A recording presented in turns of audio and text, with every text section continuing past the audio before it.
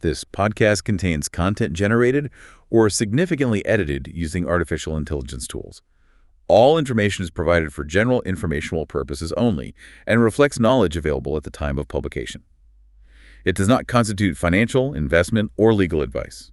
We recommend that listeners verify the information independently and consult with qualified professionals for personalized advice. Welcome to the Luxembourg Fundcast. Welcome back to the Deep Dive. Today we're uncovering a pretty fascinating strategic evolution. It's the journey of a successful private investment vehicle, one that's grown beyond its initial scope. Right. It reaches this tipping point where its own success kind of forces a fundamental change. Exactly. And we're not just talking paperwork here. This is about unlocking, significant new horizons for capital and market reach. That's right. Our deep dive today is into a complex, but absolutely critical transformation. Converting an unregulated Luxembourg Société en Commandite Spéciale, that's the SCSP, into a fully regulated alternative investment fund, an AIF. So think of it like a deliberate pivot from that private, contractual world to the big, expansive institutional landscape of the EU's regulated fund market. Precisely. Okay. Our mission then is to really dissect the main drivers behind this. Because sometimes it's hitting a mandatory regulatory threshold, right? Often, yeah. But just as often, it's a proactive, strategic choice. You want access to that deeper institutional money. We'll explore the two sort of core pillars of this conversion. Getting an alternative investment fund manager, the AIFM. Right, appointing one or setting one up. And the complete redrafting of the fund's constitution, the limited partnership agreement, or LPA. Yeah, that's a big one. We'll give you a clear roadmap, highlight the most impactful changes in that restated LPA. And ground the strategy in reality. Costs, timelines, tax stuff, all while keeping an eye on what's coming, like AIFMD too. Exactly. So to really get this journey, we first need to understand the two very different worlds it connects. It's quite a leap, isn't it? From contractual freedom to this harmonized pan-European thing. It really is. Let's start with the unregulated SCSP. What does that look like? This vehicle, introduced in Luxembourg law back in 2013, was largely inspired by the Anglo-Saxon limited partnership model. Okay. It's often the go-to choice for private mandates, Family offices, club deals among sophisticated investors, maybe single investor mandates. And the appeal is? Flexibility, big time, plus confidentiality and pretty low operational overhead. And how does it manage that flexibility and privacy? What's the mechanism? Its essence is, purely contractual. The limited partnership agreement, the LPA, that's the supreme governing document. It's a private deal between the partners, dictating pretty much everything. Right. Crucially, an unregulated SCSP, it lacks separate legal personality. It exists as a contract, not a distinct legal entity itself. No minimum capital requirements either. And most importantly, no prior authorization or ongoing supervision by Luxembourg's regulator, the Commission de Surveillance du Secteur Financier, the CSSF. So pretty straightforward setup. Relatively, yeah. You just need at least one general partner, or GP, with unlimited liability, and one limited partner, an LP, whose liability is capped at whatever they put in. And the tax side in this unregulated setup, how's that work? Tax-wise, it's designed for neutrality. It's treated as tax transparent for corporate income tax and net wealth tax. Meaning profits just flow straight through to the partners. They get taxed at their level in their own jurisdictions. It's very efficient for international investors. Okay, so that's the world of contractual freedom. Pretty attractive. Now, what happens when it steps into the European framework as a regulated AIF? Where's that tipping point? Right. The transition to a regulated AIF, it happens when a private SCSP starts acting like a collective investment undertaking. Raising capital from multiple investors, investing it for their benefit. That's the definition under the European AIFM directive. And this switch, it can happen in two ways. Exactly. Two distinct triggers. The first is mandatory conversion. This is non-negotiable, driven by the AIFMD, specifically Article 3.2. It's all about assets under management, or AUM. Thresholds. Yeah. A manager must get full authorization as an AIFM if their AUM goes over 100 million euros using leverage, or 500 million euros for unleveraged, closed-ended funds with no redemption rights for the first 5 years. And the CSSF is strict on this. Very. They state clearly, if you're over those limits for more than 3 months, you have just 30 calendar days to apply for that full AIFM authorization. Clock's ticking. Wow. Okay, so regulation becomes an obligation then. What's the other trigger? The second trigger is strategic conversion. This is totally voluntary, a business decision. You choose to opt in, even if you're below those mandatory thresholds. Why would you do that? Mostly commercial reasons. You want access to that deeper pool of institutional investors, pension funds, insurance companies. Often they can only invest in regulated products. Converting opens that door. Makes sense. Anything else? The other huge driver is the AIFMD marketing passport. Once your fund is managed by a fully authorized AIFM, boom, you can market it to professional investors across all 30 EU and EEA member states. It's a much smoother process. So it boils down to a fundamental strategic trade-off. Yeah. What's the takeaway for managers here? The takeaway is this. You're making a conscious choice. You're swapping that absolute flexibility, the privacy, the lower cost of an unregulated SCSP for access to a much, much larger pool of institutional capital and that incredible marketing reach. It's a deliberate shift, really, in the fund's whole business model. Moving from bespoke private deal to institutional grade product. Understanding that trade-off is key. It really shapes everything, doesn't it? Absolutely. The whole conversion, the negotiations, the new terms, it all flows from that core decision. Okay, let's quickly paint a picture of these differences. Unregulated SCSP versus the new regulated AIF. What are the key contrasts? Okay. Unregulated SCSP governs solely by the Commercial Companies Law from 1915. No CSSF supervision, no authorization needed, marketing's just private placement. Core doc, simple LPA, no mandatory depositary, no mandatory auditor, tax transparent, no subscription tax. Simple. Now the regulated AIF. Right, the regulated AIF, even if it's still legally an SCSP, now falls under the AIFM law of 2013 too. It's indirectly supervised by the CSSF through its authorized AIFM. So the AIFM is key. Totally. The AIFM needs full authorization. The AIF itself is just notified to the CSSF. Investors are typically restricted, well-informed, or professional. Documentation explodes. You need a restated LPA, an offering document. And mandatory appointments. Yep. You now need an AIFMD compliant depository and an approved statutory auditor, a réviseur d'entreprise agréé. Valuation isn't discretionary anymore. It has to follow AIFMD rules for independence and consistency. More reporting too, I assume. Oh, yeah. Mandatory reporting Annex 4V reports to the CSSF periodically, plus regular reports to your investors. But the big prize is access to that EU marketing passport. It's tax, still transparent. Fundamentally, yes, still tax transparent. But now it's subject to an annual subscription tax, the taxe d'abonnement, of 0.01% of its net asset value. That's new. Okay, we've crossed the regulatory divide conceptually. Let's get practical. The blueprint for actually doing this, it's a project, right? Not just one step. Definitely a multi-stage project. Who kicks it off and who do they need on their team? Usually it's the fund sponsors, typically the GP, who initiate this, obviously in discussion with the existing LPs.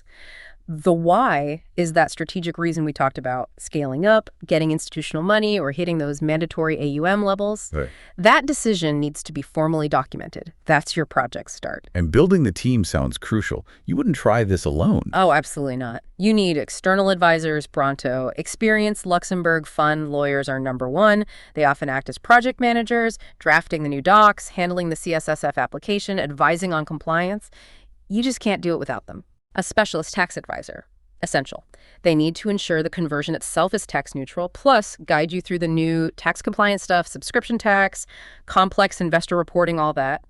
And third, an approved statutory auditor needs to be brought in early. Why? Because the fund's annual accounts now have to be audited under AIFMD rules. Got it. Now, that AIFM decision seems like a really major fork in the road. What are the paths there? It is the critical choice early on. The SCSP, once it becomes an AIF, must be managed by an authorized AIFM. Two main ways to get there.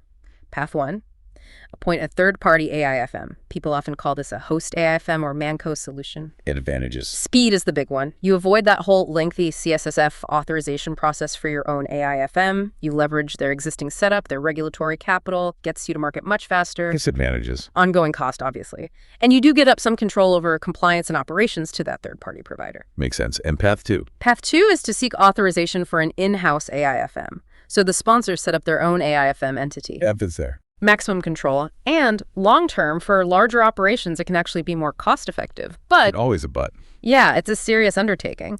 Getting an AIFM license from the CSSF is tough, it's rigorous, takes time. Think 6 to 8 months typically. You need real substance in Luxembourg. Dedicated, qualified staff, at least 2 full-time conducting officers living in the EU, plus significant initial capital. For an external AIFM, that minimum is 125,000 euros. Wow. Okay, so that AIFM choice, whether in-house or third-party, it fundamentally changes the governance structure, doesn't it? What's the biggest shift for the GP? It absolutely does. Look, in the unregulated SCSP, the GP holds all the power, right? Management decisions, everything.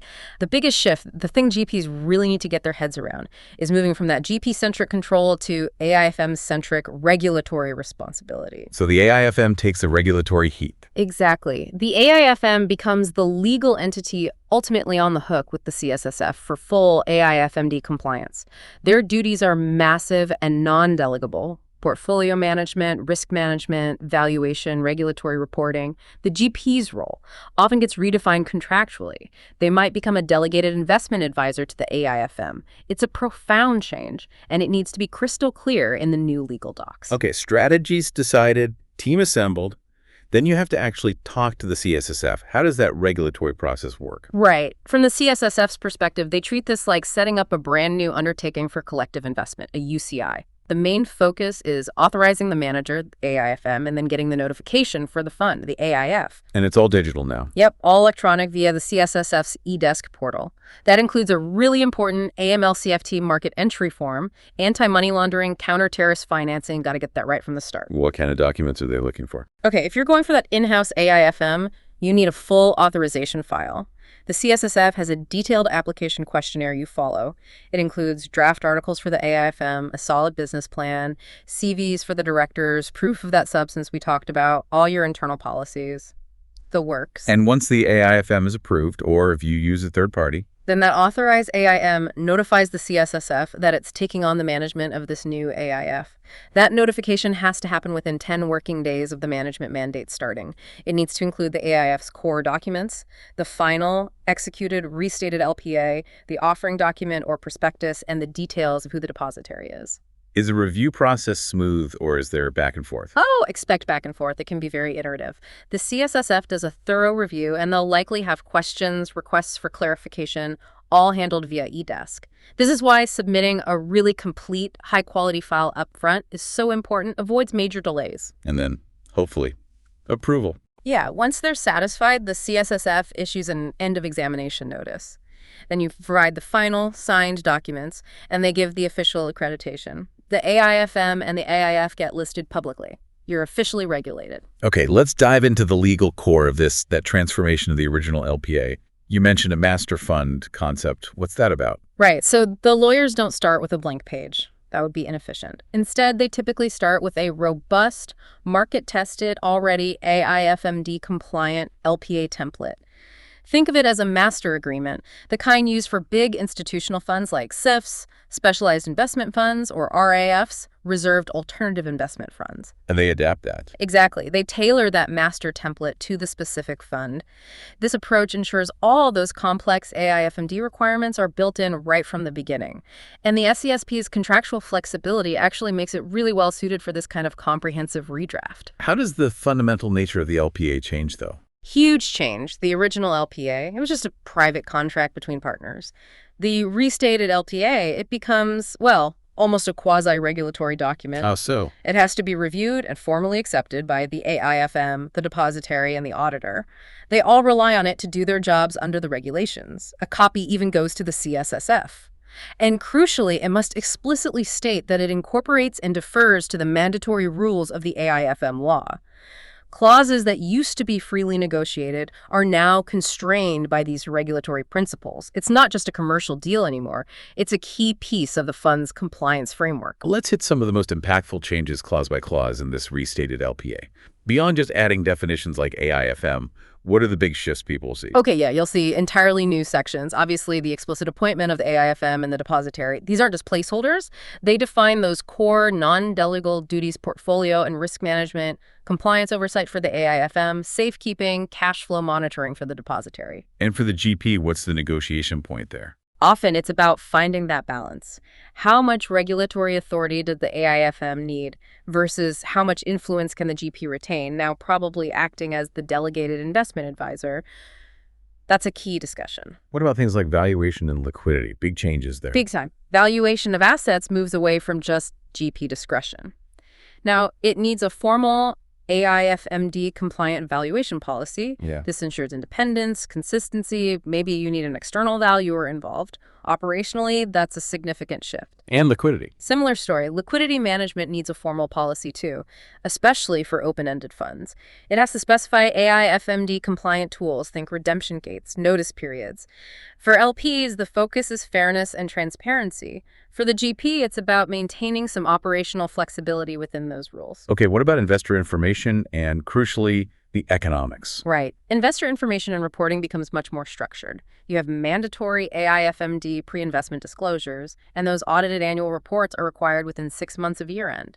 Negotiations might touch on extra voluntary reporting beyond the minimums. Yeah. And the waterfall. Always a hot topic. Always. The distribution waterfall is usually the most heavily negotiated economic point. You often see a shift away from maybe more GP-friendly deal-by-deal or American waterfall towards an institutional standard, often more LP-friendly whole fund or European waterfall. That means LPs typically get all their contributed capital back plus a preferred return before the GP starts taking carried interest. And the GP clawback. If it wasn't there before, it almost certainly will be now. A robust GP clawback provision becomes standard. It forces the GP to return any excess carried interest they received if later losses mean they were overpaid on a whole fund basis, often secured too, maybe by a personal guarantee or an escrow account. This drafting, it's clearly not just the GP writing it. It's a negotiation, right? Who's at the table? Absolutely a negotiation. You've got multiple stakeholders with sometimes competing interests. The GP obviously wants to keep control and maximize their economic upside. The existing LPs. They want to make sure the deal they originally signed up for isn't unfairly diluted or changed. Then you have the prospective institutional LPs, often the whole reason for converting, and they're demanding institutional grade terms. And the AIFM. And the AIFM, whether it's third-party or in-house, needs to ensure the LPA allows them to fulfill their regulatory duties. They need certain controls and information rights embedded in there. So where do the main battles happen in these negotiations? Key battlegrounds. Definitely economics. Pressure might come to lower management fees, definitely to adopt that European waterfall, maybe increase the GP's own investment commitment, their skin in the game. Governance too? Yep. Governance and rights are huge. Institutional LPs often push for seats on a limited partner advisory committee or LPAC. They'll want enhanced information rights, maybe stronger rights to remove the GP under certain circumstances. And side letters. Yes. Side letters and most favored nation, MFN, clauses. Big investors often negotiate separate side letters for better terms on things like fees or information. The scope of the MFN clause in the main LPA, which dictates whether other LPs can also get those better side letter terms, that's a major negotiation point. Needs careful drafting. Okay, a fund conversion doesn't exist in a bubble. You have to look ahead. AIFMD 2. What's the impact there? Good point. AIFMD 2, the amending directive, it's here. Published March 26, 2024, entered into force April 15, 2024. Member states, including Luxembourg, have until April 16, 2026, to put it into their national law. So if you're converting a fund right now, what parts of AIFMD 2 are immediately relevant? What do you need to build in? Several things are key for a fund converting today. You have to anticipate this stuff. First, if the AIF is going to originate loans, it falls under a new harmonized European loan origination framework. What does that involve? It includes things like a 5% risk retention rule if you sell those loans on, strict limits on how much you can lend to a single borrower, especially if they're another fund or financial entity, no more than 20% of your capital. And clear leverage caps 175% of net asset value for open-ended funds, 300% for closed-ended. Okay, what else from AIFMD 2? Enhanced delegation reporting. You need to provide much more detailed info to the CSSF about any functions you delegate, who the delegate is, how you monitor them, quantitative data on assets under delegated management. More transparency required. And liquidity. Yes, particularly for open-ended AIFs. Mandatory liquidity management tools, or LMTs. The fund's constitutional documents and offering materials must now provide for at least 2 appropriate LMTs from a specific harmonized list. Think redemption gates, notice periods, redemption fees, swing pricing. So building these AIFMD 2 changes, from day one seems way more efficient than having to amend everything later. Absolutely. A fund converting now is launching into an environment where AIFMD2 is already the effective standard, even if national transposition is pending. Smart sponsors and their lawyers will design the new AIF and draft that restated LPA to be compliant from the get-go. It avoids disruption and extra costs down the line. That kind of forward-looking approach, it's a real differentiator now. Are there alternatives within Luxembourg's system? Instead of a directly supervised fund like a CSSF, what about the RAIF? You mentioned it earlier. Right, the Reserved Alternative Investment Fund, the RAIF, established by law in 2016. It's a really interesting hybrid. It is an AIF, and it must be managed by a fully authorized AIFM, so you get the regulatory oversight via the manager, and crucially, you get the EU marketing passport. But, and this is the key difference, the RAIF itself is not subject to prior authorization or ongoing direct supervision by the CSSF. So what's the trade-off compared to, say, a CSSF, which is directly supervised? The big advantage is speed to market. Because you skip that fund-level CSSF approval step, you can potentially set up a RAIF in a matter of weeks, compared to the months it might take for a CSSF. And the downside? The trade-off is you don't have that CSSF stamp of approval directly on the fund itself. Some very conservative institutional investors might still prefer a directly supervised product, even though the RAIF is indirectly regulated via its AIFM.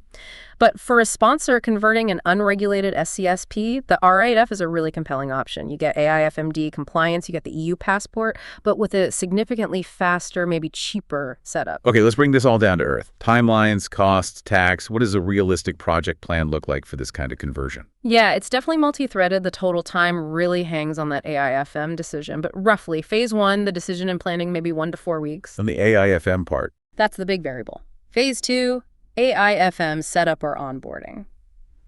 If you're setting up a new AIFM, budget 6 to 8 months for the CSSF process. If you're appointing a third-party AIFM, much quicker, maybe 4 to 6 weeks to get onboarded. That's your critical path. What about drafting the docs? Phase 3, documentation and negotiation that runs in parallel with the AIFM part, takes maybe 12 to 20 weeks. Lots of back and forth there. And CSSF notification. Phase 4, CSSF notification and finalization. Once the AIFM is sorted and docs are ready, maybe 2 to 4 weeks. And launch. Phase 5, launch. First closing could be as quick as a week plus once you have the green light. So all in, you're probably looking at, let's say, roughly 6 to 9 months total. But again, that AIFM row is the biggest factor influencing the timeline. And the €1,000,000 question. Yeah. Or maybe the €100,000 question. Costs. What should you budget for? Yeah, it's not cheap. You've got significant one-off setup costs and then ongoing annual costs. Let's break down the setup costs first. Okay, one-off. Legal and structuring phase, that's usually the biggest chunk. Could easily be €50,000 to €150,000, sometimes more depending on complexity. If you set up a new AIFM, there's a CSSF examination fee for that, around €15,000 currently. There's also a CSSF fee for examining the new AIF UCI itself, a couple €1,000. And if you use certain structures like RAF, you'll have notary fees too, usually a few €1,000. Okay, quite a bit up front. What about the recurring annual costs? Ongoing costs add up too. AIFM fees. If you use a third party, expect €30,000 to €50,000 per year minimum, plus basis points on the AUM. Depository fees. Variable, usually basis points plus transaction fees. Central administration and domiciliation fees, €20,000 plus, easily. Audit fees, probably starting around €15,000 and up. CSSF fees too. Yep. Annual CSSF fees for supervising the AIFM around €35,000, and annual CSSF fees for the AIF itself, which vary based on AUM. And don't forget that new subscription tax, the taxe d'abonnement, 0.01% of the fund's net asset value every year. Phew. Okay, last piece. Tax implications after conversion. Does the basic tax status change? Good news is the conversion itself can usually be structured to be tax neutral, and the fundamental tax transparency of the SCSP form, that's generally preserved. The AIF itself, structured as an SCSP, typically remains exempt from Luxembourg corporate income tax and net wealth tax. But there are new tax obligations. Yes, the most significant new tax is that taxe abonnement we just mentioned, 0.01% annually on NAV, paid quarterly. That's a direct cost. VAT treatment on management services usually stays favorable, typically exempt in Luxembourg. And dealing with the tax authorities. More interaction. definitely more engagement with the Luxembourg Tax Authority, the Administration de Contribution Directe, or ACD. Here's a key point. Even indirectly regulated AIFs, like RAFs, are now generally considered reporting financial institutions for CRS, the Common Reporting Standard. What does that mean in practice? It means the fund, or its administrator, has real obligations. They have to conduct due diligence on all investors to determine their tax residency and then file annual reports with the ACD detailing financial account information for reportable investors. It's a significant compliance task. Anything else on tax reporting? Yes, institutional investors, especially from certain jurisdictions like the U.S., will expect highly detailed jurisdiction-specific tax reporting from the fund. Think things similar to U.S. K-1 schedules. This adds another layer of complexity and cost for the fund's administration. It's part of being an institutional-grade product. Wow, okay. We have covered a huge amount of ground today. Converting a private SCSP into a regulated AIF, it really is a profound strategic shift, isn't it? Moving from that world of contractual freedom to institutional reach and regulatory responsibility. It demands really meticulous planning, absolutely top-tier expert guidance, and you've got to be proactive in adapting to this constantly evolving regulatory world, like with AIFMD too. But the journey, complex as it is, clearly opens up significant new doors for capital raising and market presence. No doubt. It's fundamentally about building an institutional-grade product designed for a global audience. Which leads to the final thought for you, our listeners. What opportunities could this kind of strategic transformation unlock for your fund strategy? This podcast contains content generated or significantly edited using artificial intelligence tools. All information is provided for general informational purposes only and reflects knowledge available at the time of publication. It does not constitute financial, investment, or legal advice. We recommend that listeners verify the information independently and consult with qualified professionals for personalized advice. Hit that like and subscribe button. It was the Luxembourg Fundcast for you today.